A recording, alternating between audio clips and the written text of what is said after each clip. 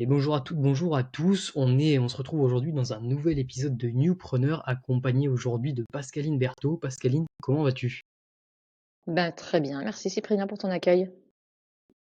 Ça me fait plaisir d'enregistrer aujourd'hui avec toi ce nouvel épisode, puisqu'on va pouvoir aborder des sujets qu'on n'a jamais encore abordés, comme par exemple le métier de Chief of Staff. On y reviendra un peu plus tard. Pour commencer cet épisode en bonne et due forme, est-ce que tu pourrais te présenter peut-être? Eh bien, écoute, Pascaline Berthaud,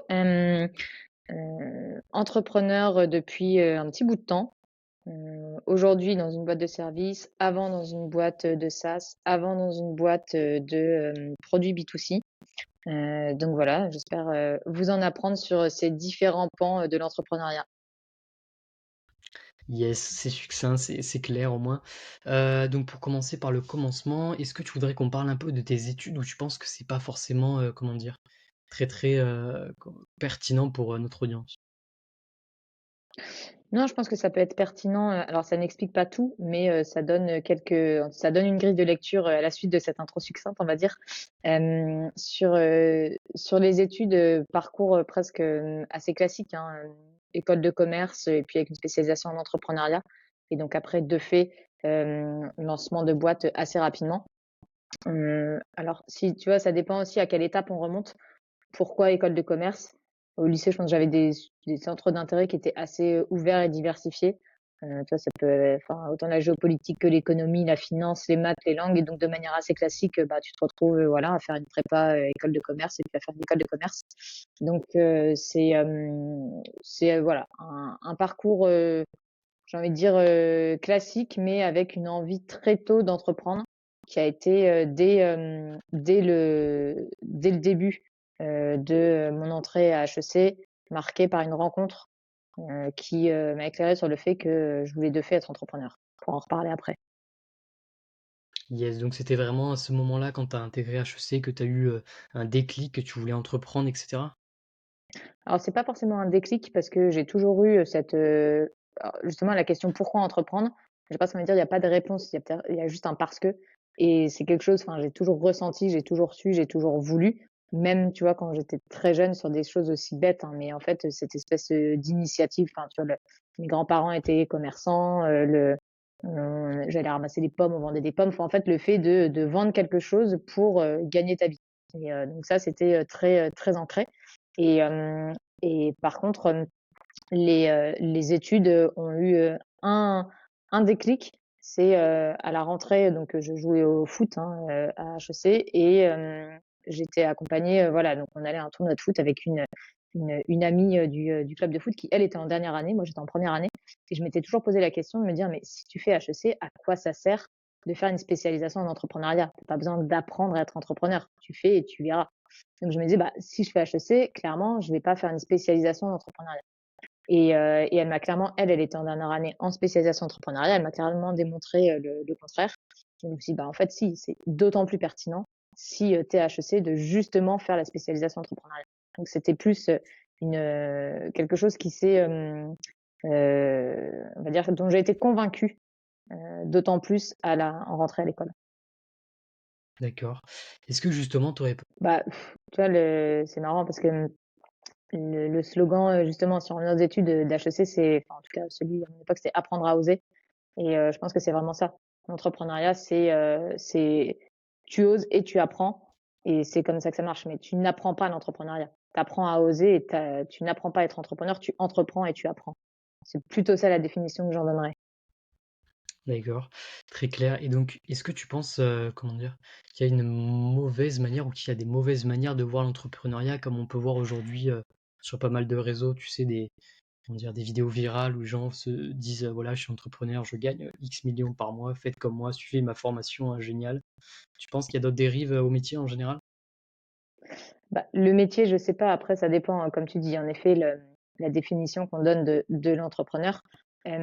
Après, cette dérive-là de l'entrepreneuriat à tout va, alors si j'ai envie de dire, elle a un avantage, c'est quand même qu'elle démocratise le fait d'entreprendre, entreprendre en tant que verbe, hein, donc d'entamer des choses, de se mouvoir pour quelque chose. Par contre, en effet, les dérives, c'est un, de croire que c'est facile, alors que c'est tout sauf facile, et deux, si tu penses à la rhétorique même de la chose, c'est que si tu vends une formation pour devenir entrepreneur et que tu apprends aux autres en disant bah, devenez entrepreneur en vendant des formations, bah, il y a un moment où tu ne peux plus vendre de formations parce que tout le monde aura vendu ses formations pour être entrepreneur.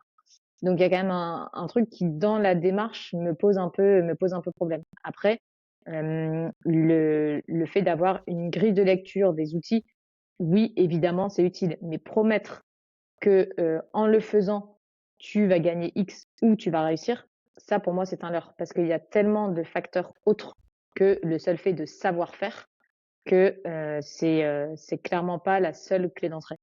Donc oui, oui, clairement des dérives. Enfin, je pense que tout le monde peut les voir, quoi. Mmh. Yes. Non, alors je me permettrai jamais, tu vois, quand je vois d'autres personnes qui sont bien plus avancées sur le chemin que de dire que je suis une entrepreneuse aguerrie. Par contre, je pense que je suis une entrepreneuse qui a appris voilà, de ce que j'ai pu vivre et de mes erreurs. Donc, prête plutôt, tu vois, à transmettre ce que j'ai pu apprendre que de dire que je suis aguerrie. Mais il est sûr que par rapport à l'entrepreneur que j'étais il y a 10 ans, c'est incomparable. C'est évident. Yes, et j'espère que cet épisode de podcast sera peut-être pour toi un moyen de transmettre donc. Est-ce que justement tu pourrais, comment dire? Donc tu dis que tu es pas forcément une entrepreneuse aguerrie en te comparant, à certaines ou à certains. Est-ce que donc tu aurais, comment dire? Des exemples de ce que pour toi c'est un ou une entrepreneur, aguerrie? C'est quoi? C'est, comment dire? De l'impact, de l'argent? Par quoi c'est caractérisé? Ouais. Hem, alors pour moi, aguerri, tu vois, j'entends, le terme comme, entrepreneur qui a une vocation, qui, le dépasse et ça, c'est d'ailleurs quelque chose, tu vois, qui m'impressionne beaucoup, parce que moi, j'estime qu'en tout cas, hein, dans l'état du chemin où je suis, je l'ai pas forcément encore, trouvé.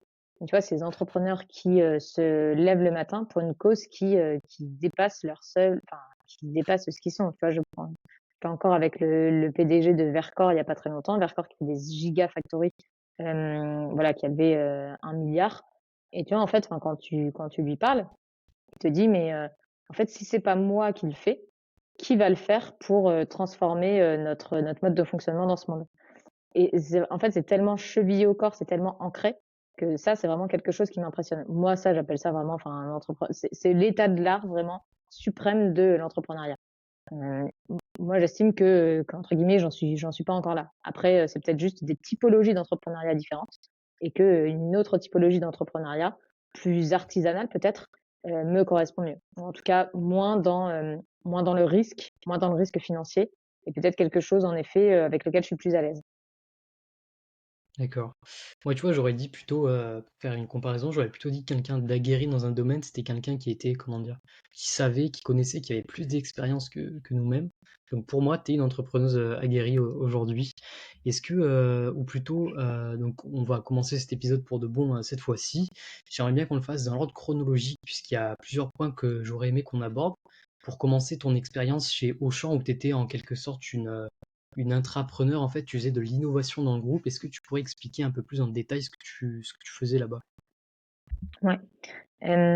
Écoute, comment ça s'est passé? Auchan, en fait, alors j'étais en tour du monde quand j'ai vu cette annonce et c'était très clair pour mes parents, voilà, je venais de finir l'école, on a fait un tour du monde avec, des amis et la personne qui est devenue mon futur mari et c'était, bah, si tu rentres, tu as un job et donc j'avais quand même une certaine pression à travailler très, très rapidement et j'avais 3 choses qui m'intéressaient: le sport, la food et la tech.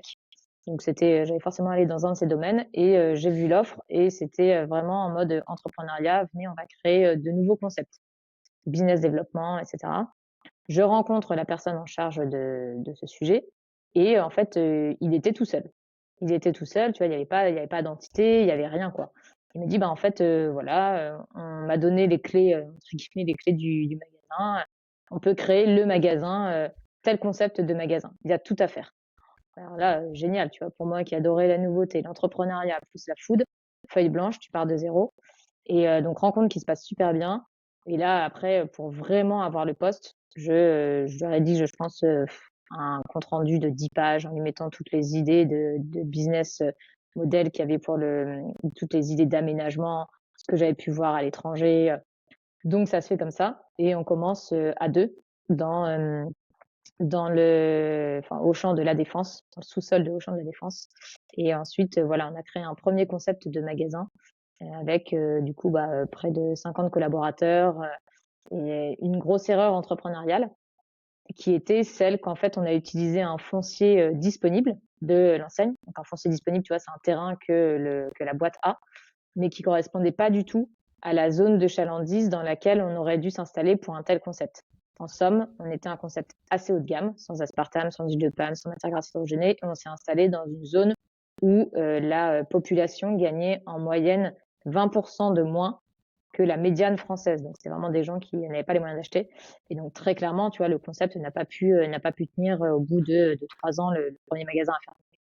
Donc, tu vois, première aventure intrapreneuriale qui s'est soldée par un échec et par une grosse leçon. D'accord. Et donc, justement, par une grosse leçon, pour synthétiser, comment dire, t'expliquerais comment cet échec, enfin, la leçon plutôt. Ouais, la leçon, enfin, tu vois, c'est vraiment, et ça, je pense que ça a vraiment été le fil rouge. Ça peut paraître très bête, hein, parce que c'est ma première expérience entrepreneuriale, mais le fil rouge de toute mon expérience entrepreneuriale, c'est vraiment connaître son client.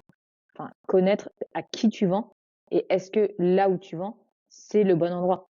Et ça, en fait, tu peux l'ajuster à n'importe quel sujet. Là, il s'avère que c'était très présent parce que c'est un sujet physique. Donc, on savait que, en effet, nos clients n'étaient pas là. Mais à partir du moment où tu connais ton client, nous, notre client, c'est un client haut de gamme qui gagnait quand même pas mal d'argent, bah, tu vas pas t'implanter là dans une zone où, en effet, les gens gagnent moins. Donc ça, honnêtement, c'est vraiment le truc qui a guidé. Et je pense que franchement, ça a sauvé une bonne partie des bêtises que j'aurais pu faire a posteriori. Dire, bah, ce qui fonctionne pour quelque chose de très physique fonctionne évidemment aussi pour les choses qui sont beaucoup plus tech, intangibles et digitales par la suite. Donc ça, c'est vraiment la leçon clé de cette première expérience. Yes. Donc, tu as essayé d'innover. Bon, ça s'est soldé par un petit échec, donc chez Auchan. Est-ce que pour toi, l'innovation, donc ce domaine un peu vaste en soi, ça nécessite des financements, d'avoir des fonds, etc. Comment ça se passait pour vous? Vous aviez un peu carte blanche? Ouais, on avait carte blanche, avec évidemment un budget qui était défini. En fait, enfin, c'était vraiment le même mode de fonctionnement que si tu allais voir des investisseurs, hein. Voilà, tu as une idée de boîte et tu fais ton deck, tu vas voir tes investisseurs, tu leur présentes ton budget. Là, c'était exactement la même chose, mais en interne. Donc voilà, on a créé le business plan, on a créé le nouveau concept, on a été voir ce que faisait la concurrence, on leur a présenté notre deck, on leur a dit bah, pour créer le premier magasin, on a besoin de tant de millions d'euros. Et du coup, c'est au lieu que tu ailles te financer à l'externe auprès d'investisseurs privés, là, tu te finances auprès de la maison mère. Et c'est comme ça que ça s'est déroulé, ouais, tout à fait. D'accord. Je pense qu'on pourrait, comment dire? On pourrait y passer, sûrement tout l'épisode sur Auchan puisque j'imagine qu'il y a des choses à dire, mais il faudrait qu'on avance un peu tout de même. Donc pour continuer dans l'ordre chronologique, on pourrait peut-être parler de ton aventure chez Wood & Home. Donc tu étais, chief of staff là-bas. Comment ça s'est passé? Pourquoi tu es allé travailler là-bas et cetera? Ouais. Alors, Woodham, c'était vraiment, tu vois, vraiment une rencontre humaine. En somme, et c'est marrant parce que, tu vois, c'est une question qu'on évoque souvent. Est-ce que le réseau, ça a de l'importance? Est-ce que dès qu'on se met sur le marché du travail, ça a de l'importance? Quand on est jeune, est-ce que ça a de l'importance? Bah oui, parce que là, tu vois, typiquement, Woodéum, moi, c'est l'ancien directeur d'HEC Entrepreneur, qui était très proche de Guillaume Poitrinal, qui a fondé Woodéum, qui me dit, bah, Pascaline, écoute, voilà, Guillaume se lance dans l'entrepreneuriat, il recherche quelqu'un pour être son chief of staff. Et donc là, je rencontre Guillaume, ça se passe super bien. Tu vois, c'est assez marrant parce que c'est un peu le même remake. Au début, on était à deux. La première fois que je l'ai rencontré, c'était quand ils étaient en train de construire les bureaux, donc c'était un véritable chantier. Et voilà, ça, le fit passe très bien. Je pense 2 mois plus tard, je me mets à travailler avec lui et on est resté ensemble 2 ans. Donc c'est comme ça qu'a commencé l'aventure, avec au démarrage en fait pas du tout une intention d'être chief of staff ou pas non plus une passion pour le produit en tant que tel, mais le fait de me dire, en fait, intellectuellement, je vais forcément apprendre énormément en bossant auprès de quelqu'un qui a été PDG du CAC 40, qui monte un fonds de foncière coté, qui monte un nouveau produit, qui fait de l'immobilier. Et j'ai eu la chance, tu vois, de pouvoir toucher à tous ces sujets en étant à côté de quelqu'un qui en savait 50 fois plus que moi. Donc ça, c'est ça l'expérience, c'était hyper précieux. Yes. Est-ce que donc tu pourrais peut-être, définir, nous parler un peu plus du métier de chief of staff? En quoi ça consiste, par exemple? Ouais.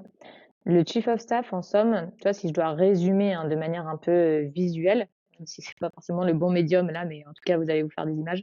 Tu une verticale. Donc la verticale, ça va être de transposer la stratégie qui est dans la tête du DG ou de la DG en quelque chose de très opérationnel. Donc toi, le DG à la volée va dire: «Ah non, mais attends, en fait, faudrait qu'on fasse ça». Tu vas dire: «OK, attends, donc il ou elle m'a dit ça, qu'est-ce que ça signifie opérationnellement?»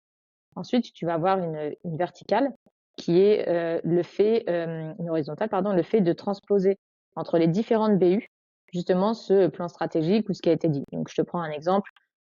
Tiens, on a en fait l'ambition de se lancer, sur, un nouveau marché. Très bien, un nouveau marché, géographique. Par exemple en Allemagne, mais, il y a personne en Allemagne et il y a personne en fait pour s'occuper de ce sujet-là, mais ça va concerner le commerce, ça va concerner le marketing, ça va concerner, le juridique. En fait, il faut bien quelqu'un pour, gérer tout ça, à minima au début du projet. Et c'est là où le chief of staff le plus souvent intervient, tu vois? Quand c'est vraiment, de 0 à 1 et qu'il faut quelqu'un pour initier la chose. Donc c'est en ça où parfois ça peut être vraiment très entrepreneurial comme métier. Ensuite, tu vas avoir un cercle qui est le fait de d'étendre le réseau de son dirigeant, parce que le chief of staff, il a comme seul objectif la réussite de son propre dirigeant. Et ensuite, tu as une dernière figure qui peut être un carré divisé en deux, qui sert de miroir. Et le chief of staff joue ce rôle de sparring partner. Donc c'est vraiment la personne qui tu boxes les idées, quoi. C'est vraiment la définition même. Donc c'est ça les quatre rôles clés principaux. Et ces rôles clés, ils diffèrent selon, la typologie, de la boîte, si elle est plus ou moins grande, si elle est plus ou moins installée et en fonction de son état d'avancement, en termes de maturité. Pour vulgariser au maximum, est-ce que comparer le chief of staff au bras droit du CIO, du PDG, tu penses que ce serait, comment dire, adéquat? Ouais, tout à fait. En fait, ce chief of staff, tu vois, c'est une appellation qui est issue, des États-Unis, qui s'est démocratisée par le monde des startups en France et donc ce mot a été, démocratisé ces, 4-5 dernières années. En l'occurrence, tu vois, moi, quand j'étais chief of staff de Guillaume Poitrinel, enfin, j'étais bras droit, tu vois, j'étais bras droit du DG et ce mot-là n'existait pas encore en France.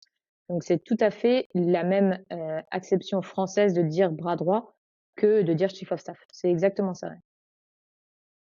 D'accord, très clair.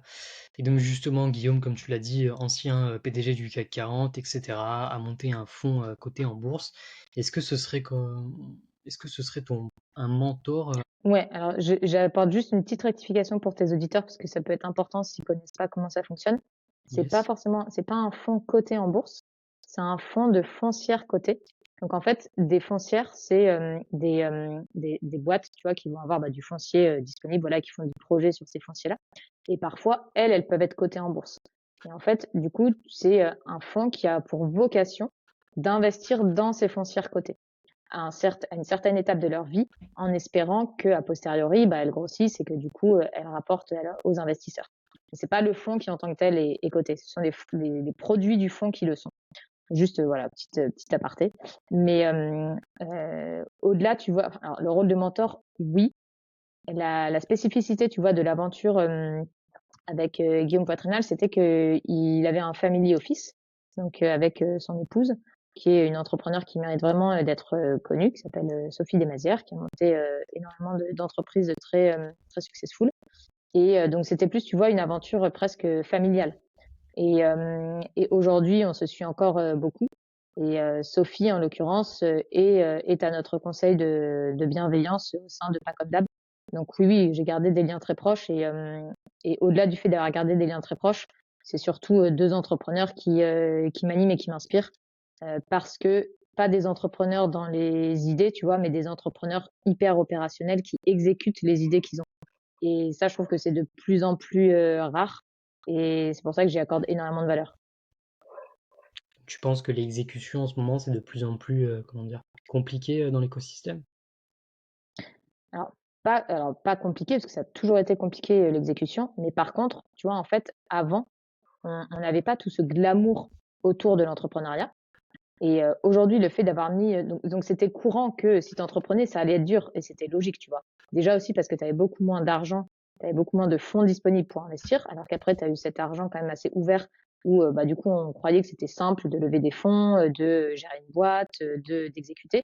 Là, aujourd'hui, avec tout ce glamour qui entoure l'entrepreneuriat, je trouve qu'on délaisse le cœur même de l'entrepreneuriat qui est l'exécution d'une vision. Et ça, du coup, ça crée énormément de leurres Et je pense que c'est dommageable pour l'écosystème, mais dommageable aussi pour beaucoup de personnes, parce que honnêtement, c'est très très dur d'être entrepreneur et c'est pas fait pour tout le monde. Et en fait, le seul fait de dire bah, entrepreneur, c'est génial parce que tu as ta liberté, bah, c'est pas ça en vrai l'entrepreneuriat, c'est de l'exécution permanente, des doutes permanents. Et donc c'est en ça où je pense que c'est problématique. Et puis, effectivement, tu as ta liberté, pas forcément. Si jamais tu fais une levée de fonds, tu peux avoir des actionnaires, etc. C'est pas toujours tout noir ou tout blanc. Pour continuer, tu as cité pas comme d'hab, on y reviendra un peu plus tard dans l'épisode. Donc, pour continuer un peu sur cette lancée chronologique, est-ce que tu pourrais nous en dire un peu plus sur Ivy, de Euh, retour? alors écoute, ouais, le retour. Euh, Ivy, écoute, là encore, opportunité d'une rencontre. Rencontre dans le sens où, bah justement, tu vois, tout à l'heure, on parlait du foot. Et dans mon équipe de foot, il y avait aussi Mathilde Collin, qui a créé Front, que tu connais peut-être, qui est un logiciel SaaS là, qui est aux États-Unis essentiellement. Et elle avait créé avec eFounders, donc avec le startup studio de Thibaut Elzière. Et il cherchait en l'occurrence de nouveaux entrepreneurs. Et donc Mathilde me dit, bah, il faudrait que tu rencontres Thibaut parce qu'il a une idée de SaaS très précis. Donc on s'est rencontrés, on a décidé de bosser ensemble, de collaborer, et Ivy en l'occurrence a été créé avec le pain suivant qui était que l'objectif était de réinventer l'intranet. Donc c'était très générique, peut-être trop générique d'ailleurs, si bien qu'on a rapidement réduit la proposition de valeur. Enfin, en tout cas, c'est ce qu'on a appris rapidement, on a réduit la proposition de valeur. Et tu vois, une chose que je retiens aussi, c'est tout à l'heure quand on parlait du fait de s'adresser au bon persona. Très rapidement, on s'est adressé à un persona type qui était l'office manager, qui à cette époque-là en France n'était pas très démocratisé. Tu vois, un peu si on fait le parallèle avec le chief of staff qui aujourd'hui se démocratise mais qui n'est pas non plus ultra démocratisé. L'office manager, c'était une nouvelle dénomination pour cette personne qui s'occupait des bureaux. Et donc, on a un peu préempté ce terme et préempté cette fonction. Et on a créé la première communauté des office managers, ce qui nous a permis d'apprendre énormément de choses sur ce persona pour faire le meilleur produit qui leur correspondait vraiment. Et, et juste sur cette aventure, tu évoquais l'évolution. En l'occurrence, au début, on a commencé, comme je te le disais, avec comme vision de l'intranet. Donc, on avait créé plein de modules. On avait créé un module pour réserver les salles de réunion. On avait créé un module pour réserver tes repas de livraison. On avait créé un module pour réserver tes vacances, enfin pour déposer tes congés, pardon. Et très rapidement, on s'est rendu compte, mais en fait, c'est infini. C'est-à-dire qu'on peut continuer à développer le produit. Et donc, c'est pas. En fait, chaque module intrinsèquement a une valeur. Et si on veut aller vraiment dans la profondeur de ce qu'on souhaite proposer, on ne doit pas étendre la gamme des modules qu'on propose, mais on doit aller plus en profondeur sur un seul des modules et apporter une proposition de valeur qui soit très, très précise et aboutie. Et donc, on s'est séparé de un des modules, qui était le module de gestion des congés, qui a été revendu à un acteur très connu, enfin voilà, très connu à Paris. Et ensuite, on a décidé d'arrêter le module pour réserver les salles de réunion pour se concentrer sur le module pour gérer la liste d'achats dans les bureaux, donc ce qu'on appelait entre guillemets la liste de courses. Et c'était ça qui était devenu Ivy. Quand Ivy a été revendu, c'était un gestionnaire de demandes des salariés au sein du bureau. Donc tu faisais en fait remonter toutes tes demandes par une simple commande Slack. Tu faisais par exemple slash, je sais pas, mouchoir. Et en fait, l'office manager, ça lui incrémentait une liste d'achats. Et ensuite, elle avait juste à appuyer sur acheter et ça lui permettait d'acheter tous les besoins du bureau en un clic. Donc, tu vois, d'une vision hyper globale, on a vastement restreint le scope, mais pour arriver à quelque chose de très abouti et de très précis qui s'adressait à une niche et sur un besoin spécifique. D'accord, donc c'est un pivot, c'est toujours intéressant. Le pivot a été long, etc. Se rendre compte qu'il fallait, comment dire, se concentrer. Donc c'était une erreur que tu n'avais pas forcément eu l'occasion de faire avant, j'imagine. Bah, le fait d'aller trop loin, enfin d'être trop étendu dans ta proposition de valeur, peut-être qu'à terme c'est une bonne option, mais en tout cas au début tu peux pas te le permettre. Tu es restreint en ressources humaines, tu es restreint en temps, tu es restreint en financement. En fait, la restriction t'impose de toi-même te restreindre dans les idées que tu as. Et tu vois, si on en revient à l'exécution, justement, t'as pas le choix si tu veux exécuter et bien exécuter que de le faire de manière restreinte. Donc non, tu vois, cette proposition de valeur trop large, je l'avais pas encore vécue, mais là, en fait, j'ai presque envie de dire, ça sautait aux yeux, tu vois. C'est-à-dire qu'on ne pouvait pas se permettre de le faire ainsi. D'accord. Donc, on en avait discuté pendant un appel de préparation. En fait, ce que fait Ivy, c'est qu'elle rendait lean, c'est un terme donc anglais, on y reviendra un peu après, tout le processus d'achat des objets de bureau, comme tu as pu le dire. Qu'est-ce que c'est justement ce terme lean? Qu'est-ce que ça signifie en français? Qu'est-ce que c'est la méthode lean, etc. Ouais, alors là, en fait, il y a deux exceptions possibles, parce que tu vois, rendre lean les achats, lean, enfin, tu vois, c'est-à-dire en gros, ça simplifie le process. Donc, quand on disait on rendait lean les achats, c'est-à-dire que tu vois, d'une simple commande, l'objet était presque directement acheté. Donc, il y avait très peu d'intervention humaine sur les étapes entre la demande du salarié jusqu'à l'achat. Par contre, si tu vois, on décorrèle ce terme lean là de dire ça rend lean les achats, si on décorrèle mais qu'on parle du lean startup, ce qui je pense est plus le sujet que là tu cherches à évoquer, en l'occurrence, le Lean Startup, c'est plus des boucles d'itération, mais qui fonctionnent très bien aussi avec l'expérience d'Ivy, hein, dans la mesure où, tu vois, de chaque chose qu'on faisait, on apprenait, on avait des retours de nos utilisateurs, on disait il faut le faire, il faut pas le faire, et c'est grâce à ça justement qu'on a pu restreindre notre proposition de valeur très rapidement. Parce qu'en fait, en vrai, tu vois, en 9 mois, on avait développé 4 produits et on a restreint à un au bout de 9 mois. Donc, on avait vraiment des boucles d'itération qui étaient très courtes. Et tu vois, chaque semaine, on avait un weekly en début de semaine où on disait exactement ce qu'on allait produire, et un weekly en fin de semaine où du coup les devs avaient développé ce qu'il y avait à développer, et nous, en tant que côté business, on leur faisait les retours des utilisateurs en disant voilà, ça il faut ajuster, ça il faut ajuster. Et c'est comme ça qu'on crée notre roadmap. Donc, ce qui nous a permis d'être quand même très rapide sur le pivot à emprunter. C'est ça, c'est donc une méthode qui permet d'être agile, d'accélérer un peu les processus. Ça en aura peut-être fait tilter plus d'un, plus d'une. Ivy, donc, c'était un SaaS. Est-ce que tu pourrais nous parler un peu plus du SaaS? Qu'est-ce que c'est pour toi les avantages que tu as pu trouver à ce modèle, les inconvénients peut-être? Donc ça veut dire software as a service, hein. C'est le logiciel que tu utilises comme un service, donc que tu payes au mois le mois. À la différence, en fait, ce mot a été créé, je sais pas, il y a peut-être 20 ans, parce qu'en fait, avant, tu vois, t'achetais un CD-ROM et puis t'installais le logiciel sur ton ordinateur, et puis t'avais le logiciel pour toi, quoi. Donc c'était pas un abonnement. En fait, tu vois, c'est vraiment en lançant Ivy, j'ai découvert une espèce de magie du business, de te dire, tu crées un seul produit et tu peux le vendre et le distribuer autant de fois que tu veux. Tu es absolument totalement illimité dans ta distribution. Alors que, enfin, tu vois, tout à l'heure, je parlais des pommes. En gros, moi, si je veux vendre 15 pommes, j'ai besoin de produire 15 pommes. J'ai besoin d'avoir 15 pommes à moi. Ou inversement, aujourd'hui, quand je vends du service, je peux pas vendre plus d'heures que le nombre d'heures que contient une journée. En vrai, tu vois, en une journée, je peux avoir vendu mon produit SaaS à 500 personnes, par exemple. Donc vraiment, ça, il y avait vraiment un côté magique, et je l'ai perçu une fois. Hein, j'étais en vacances à ce moment-là et je continuais à regarder quand même, tu vois, le nombre d'inscrits chaque jour. Et là, je me réveille un matin, je regarde et là, je vois 500 personnes d'onboardées.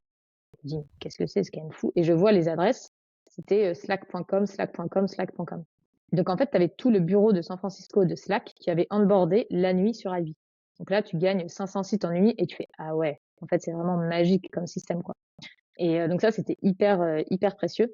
Et tu vois, je l'ai gardé ensuite, ce sujet de software as a service, donc d'abonnement où tu peux vendre indéfiniment ton produit alors que tu l'as produit qu'une seule fois.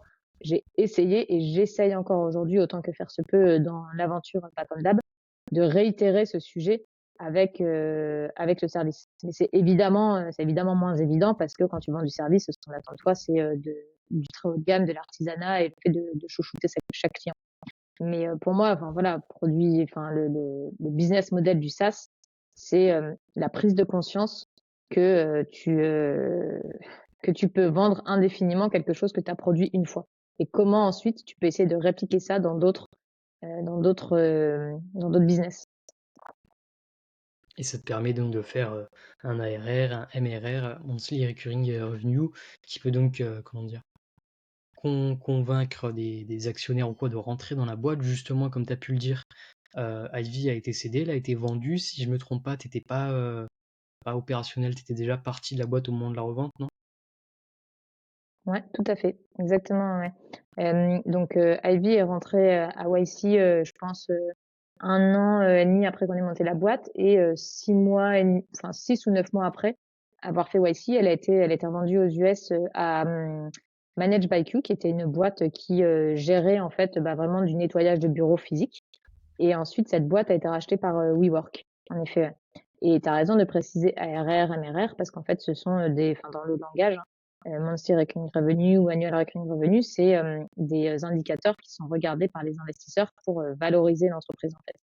En tout cas dans le SaaS, parce que, globalement, le chiffre d'affaires que tu fais avec ton ARR ou ton MRR est très représentatif de ce que tu vas gagner, de ce que tu vas gagner à la fin. Ce qui est moins le cas dans une activité de conseil où, ta marge, par exemple, est très décorrélée, peut être décorrélée de ce que tu as vendu. Coupe-moi bien sûr si je me trompe. Heu, Là, par exemple, je vais faire du montage parce que j'ai oublié ce que je voulais dire. J'avais mon début de phrase. T'inquiète. Bah, c'est bon, au moins on n'est pas en direct. Donc tu étais pas forcément dans la revente. Comment ça s'était passé juridiquement donc de revendre tes parts à tes associés? C'était compliqué? Ça dépendait du pacte d'associés aussi probablement? Bah, c'est toujours écrit comme ça, en effet, hein, ça dépend de ce que tu as rédigé dans ton pacte. Donc, en toute logique, hein, si le pacte est bien rédigé, tout est prévu. Donc, c'est pas compliqué. Si au départ, tu as bien ficelé les choses et c'était le cas. Donc, non, non, c'est d'où l'importance aussi, tu vois, que ça, et c'est peut-être un peu négligé, je pense, aujourd'hui, d'être bien entouré d'un point de vue serviciel dès le début de toutes les aventures. Donc quand je dis d'un point de vue serviciel, je parle, tu vois, enfin d'avoir des bons avocats, d'avoir des bons comptables, d'avoir des bons, enfin voilà, des personnes en qui tu peux faire confiance sur des sujets qui sont pas du tout ton cœur de métier. Donc tu as parlé de YC, du Y Combinator si je me trompe pas.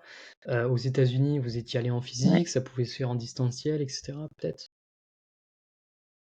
Non, non, c'est que en physique. Alors moi je suis partie juste au moment où la boîte rentrait à YC. Donc moi je suis pas allée physiquement aux US, mais en effet pour le coup non, non, ça se passait. Alors à l'époque ça se passait uniquement en physique. Je sais pas si aujourd'hui ils ont sans doute, je pense, des sessions en ligne, parce qu'il y a vraiment des boîtes désormais qui viennent du monde entier. Sachant que nous, tu vois, enfin c'était il y a, je vais pas dire presque 10 ans, mais bon, enfin, c'était il y a bien 7-8 ans. Aujourd'hui, je pense qu'il y a des sessions qui sont entièrement en ligne, ouais, tout à fait. D'accord. Donc pour avancer un peu dans l'épisode, on pourrait parler un peu de Enjou. Donc c'était du B2C, c'était de l'alimentaire surgelé si je ne me trompe pas. Qu'est-ce que c'est? Est-ce que tu pourrais Ouais. le pitch peut-être, enfin j'imagine bien mieux que moi. Écoute, Enjou, ça avait comme objectif d'être la Nespresso du smoothie. Donc, initialement, le pain, c'est de dire, bah, c'est compliqué pour les personnes au petit déjeuner ou bien pour faire une pause fraîcheur de te faire un smoothie. Et donc là, c'était vraiment, tu mettais une dosette dans une machine qui était dédiée et ça te faisait ton smoothie et ton jus instantanément. Il s'avère que c'était l'époque où il y a une boîte aux US qui lançait la même chose, qui s'appelait Juicero, qui avait levé 110 millions d'euros auprès de Kleiner Perkins, qui est un gros fonds américain, et puis Google Ventures, et qui, figure-toi, en fait, on s'est rendu compte que quand tu appuyais sur les dosettes avec tes propres mains, bah, en fait, ça faisait le jus. Donc, il n'y avait pas du tout besoin de la machine. Et donc, ça a fait un énorme scam en disant, mais c'est une énorme arnaque, ce truc. Donc, en termes de time to market, on n'était pas les mieux lotis en termes de time to market. Ça, c'est clair. Quand tu as une boîte qui lève 110 millions d'euros et qu'en fait, tout le monde se rend compte que c'est une énorme arnaque. Donc ça, c'est le premier sujet. Et, euh, et après, sur l'objectif de la boîte, c'était en effet initialement de vendre les dosettes en B2C, chose qu'on a rapidement changé. Donc, vas-y, je te laisse continuer parce que peut-être que ça t'intéressera après, mais voilà. Yes. Donc c'était ta première expérience du B2C si je ne me trompe pas. C'était quoi les Mhm. principales, comment dire, les principales galères, les principaux enjeux du B2C que tu as pu rencontrer chez Enjou?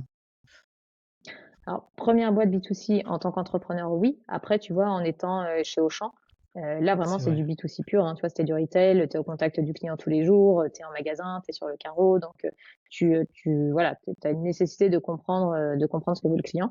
Le gros problème, tu vois, d'un produit comme Enjou qu'on a lancé initialement en B2C pur, quand je dis B2C pur, c'est-à-dire qu'on a lancé la marque en D2C, donc vraiment en direct to consumer.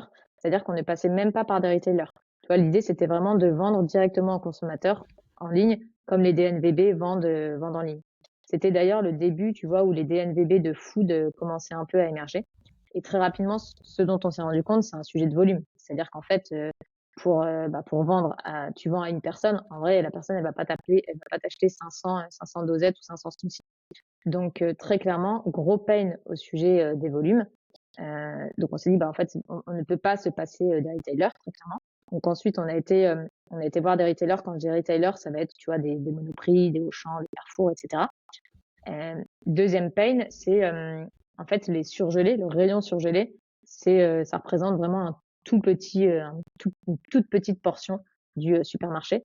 Donc c'est vraiment un sujet qui est délaissé. Enfin en vrai ça les intéresse pas trop, tu vois. Le rayon surgelé, c'est pas le truc qui va attirer énormément de monde.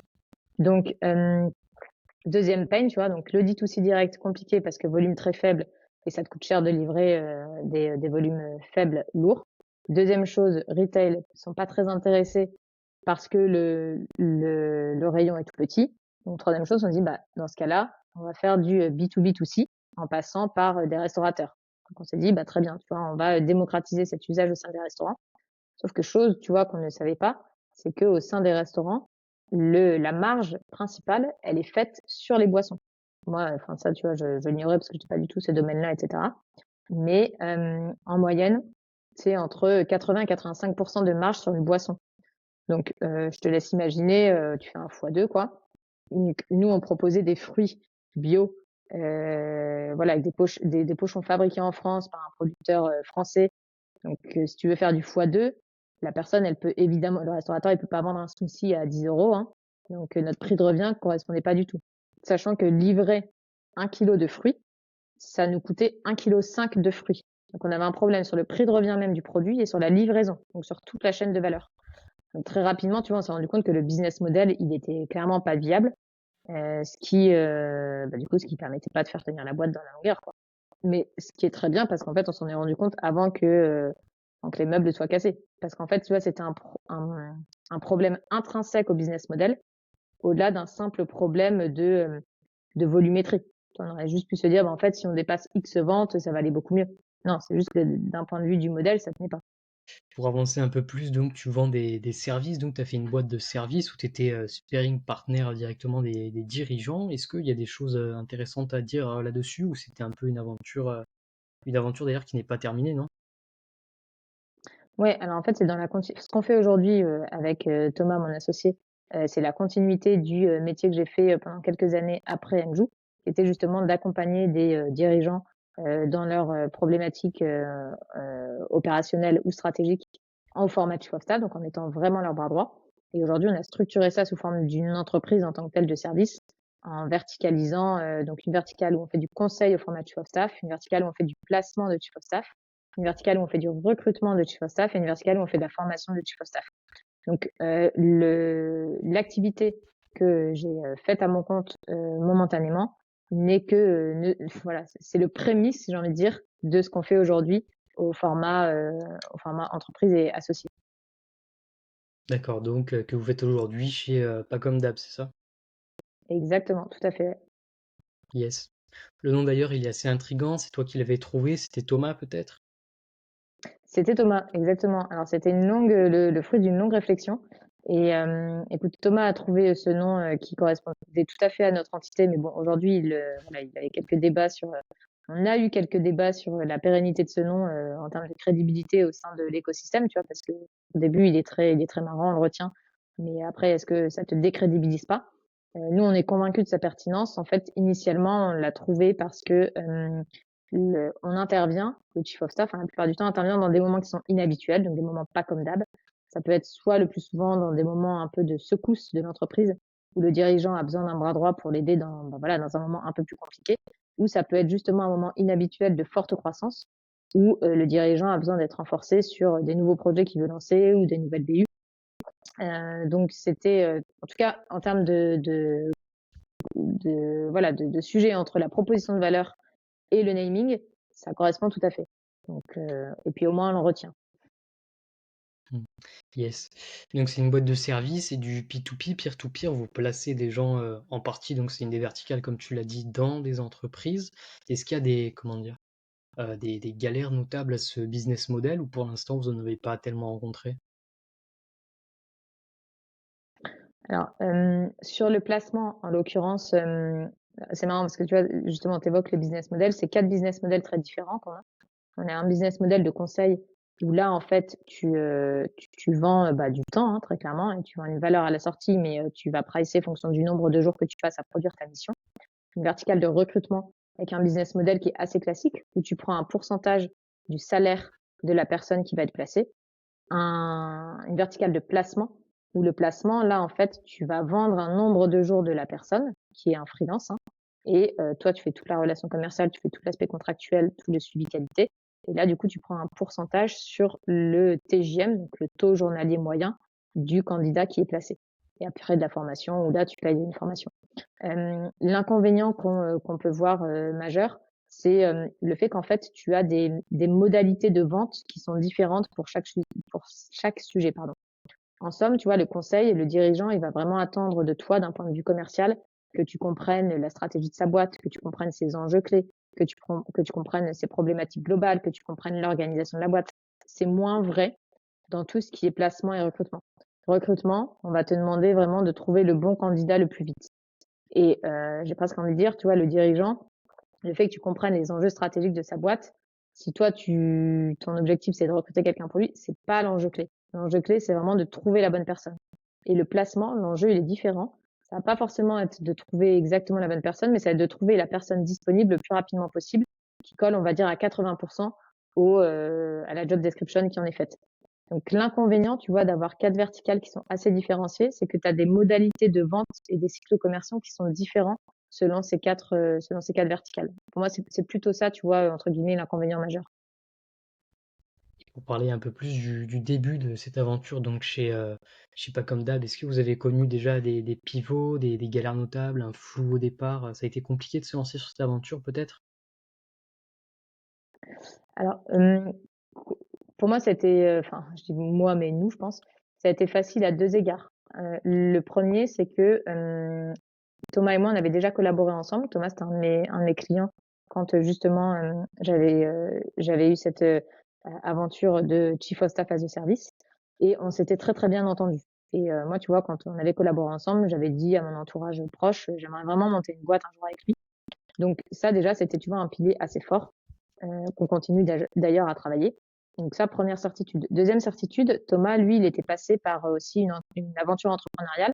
C'est assez marrant d'ailleurs parce qu'il avait bossé dans la food, il a commencé chez Carrefour, ensuite il a bossé dans la food avec une boîte qui était l'équivalent d'un Freshly, si tu veux, donc assez similaire. Et il s'est rendu compte aussi des galères du lancement d'un produit physique.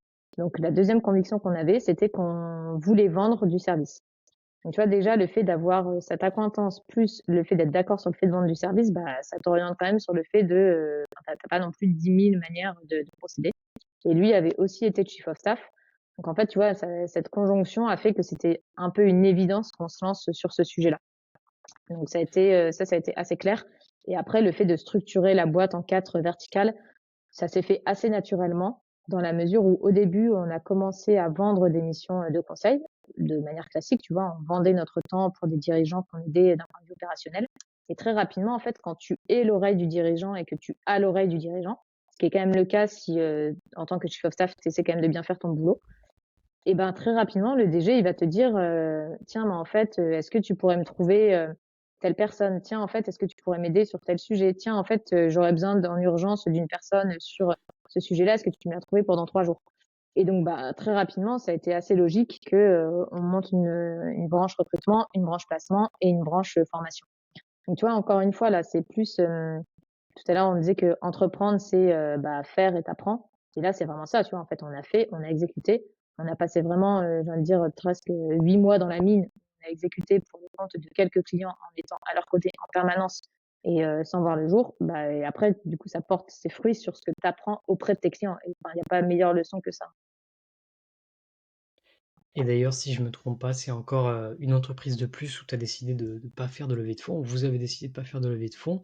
Donc c'est une entreprise qui a été bootstrap ou vous avez eu d'autres types de financement peut-être? Non, non, non, bah, c'est tout à fait ça. Alors après, tu vois, il y a 2 éléments qui font que, il y a pas de levée de fonds. C'est que un déjà, c'est une boîte qui, en toute logique, ne nécessite pas pour démarrer de lever des fonds, puisque on est une boîte de service qui voilà, enfin, on vend du service, on vend du temps. Donc en toute logique, si tu vends du service et que tu vends de la prestation intellectuelle, tu es quand même censé être rentable dès que tu vends quelque chose. Ça, c'est le premier sujet et le deuxième sujet, c'est que, en effet, c'est, une volonté.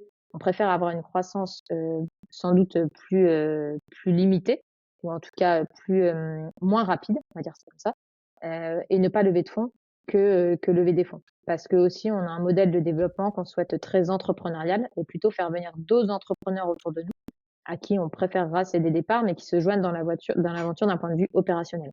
C'est plus ça le mode de développement qu'on souhaite pour la boîte. D'accord. Et donc justement le développement, la croissance d'une entreprise plutôt qu'on bootstrap, comment ça se passe dans votre cas? Bah, alors le 1er sujet, hein, comme je te dis, c'est de fait, plus lent. Enfin, en tout cas, c'est ce qu'on pense, hein, mais ça permet aussi, ça c'est je pense, alors je sais pas, mais en tout cas, moi, c'est la manière dont je le perçois, hein. Quand, tu finances ce qu'on a laissé dans la boîte l'année dernière, une grosse partie de l'argent qu'on a gagné, et ben, en fait, je peux te dire que chaque euro dépensé, tu sais que c'est ton temps que tu as passé à travailler, que tu as laissé dans cette boîte. Ben je pense que tu réfléchis vraiment à 3 fois avant de dépenser cet euro. Donc aujourd'hui, nous, tu vois, tous les investissements qu'on fait pour le compte de la boîte, par rapport à l'argent qu'on y a laissé, bah, c'est des investissements qui sont très réfléchis et on sait que c'est une nécessité pour la boîte. Et donc on le fait vraiment en bon père de famille. Donc une croissance plus limitée, mais je pense plus pérenne et plus soutenable en tout cas. Et c'est vraiment ce qu'on souhaite. J'aimerais bien qu'on avance, dernier sujet que j'aimerais qu'on aborde dans cet épisode, puisque je trouvais ça quand même, plus qu'intéressant, c'était, l'EIA Capital donc. C'est un fonds qui avait été créé en 2022 si je ne me trompe pas.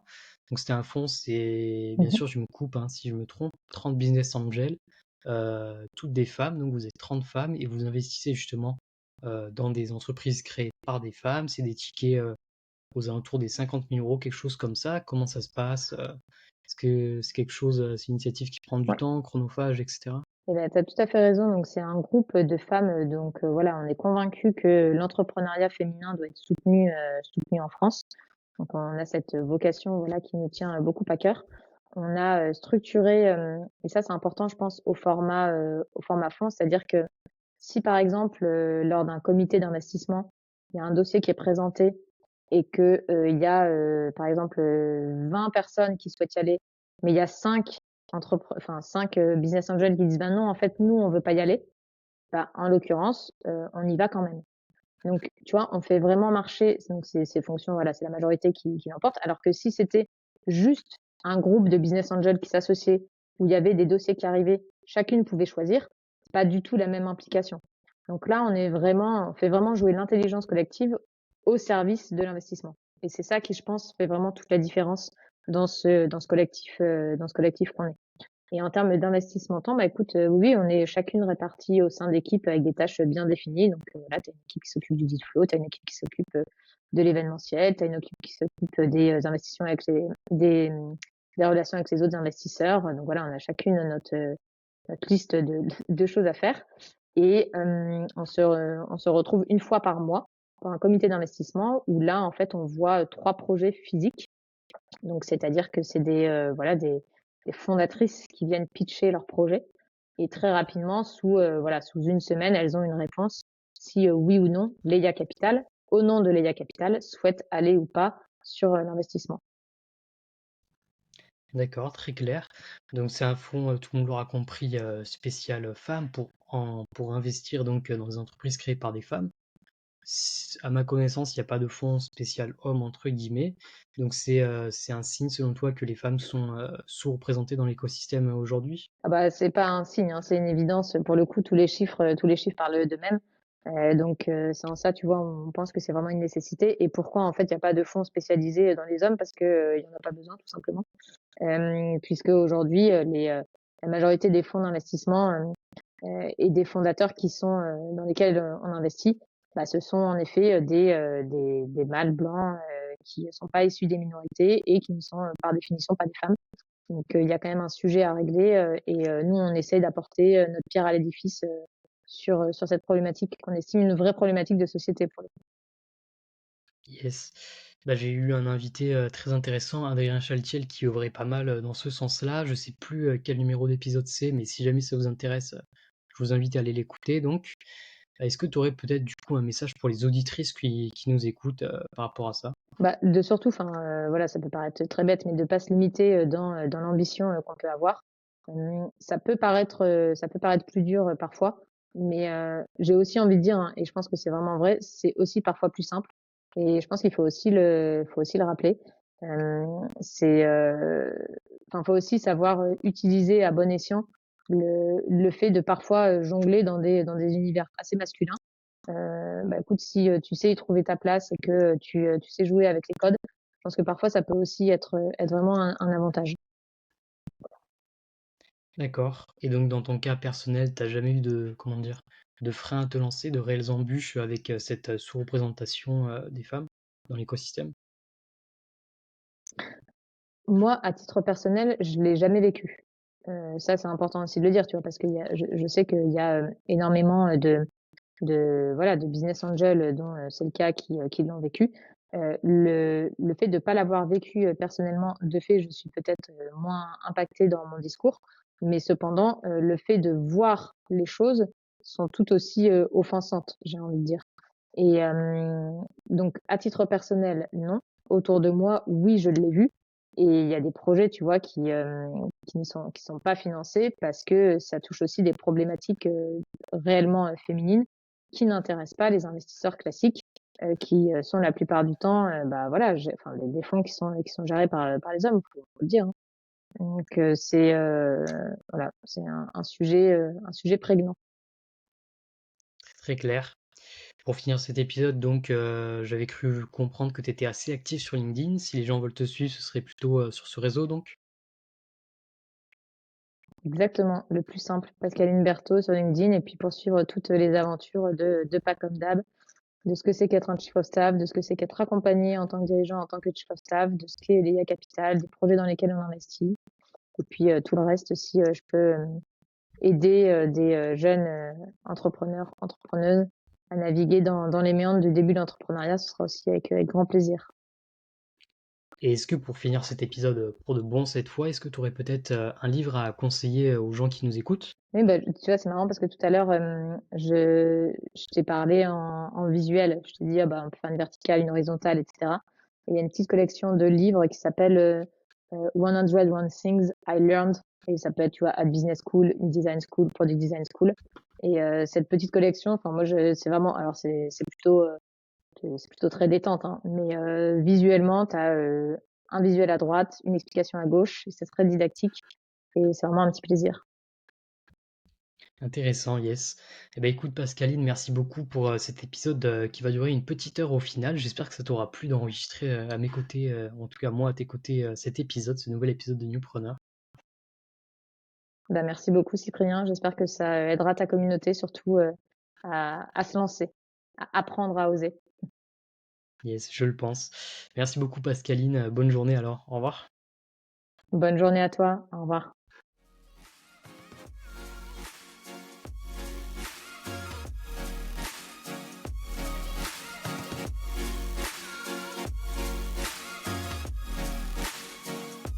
Vous venez de finir cet épisode, mais ne vous arrêtez pas en si bon chemin. Je vous invite à commenter, me dire ce que vous avez pensé de cet épisode, liker et vous abonner. Merci beaucoup d'avoir écouté jusqu'au bout et je vous souhaite une très bonne journée.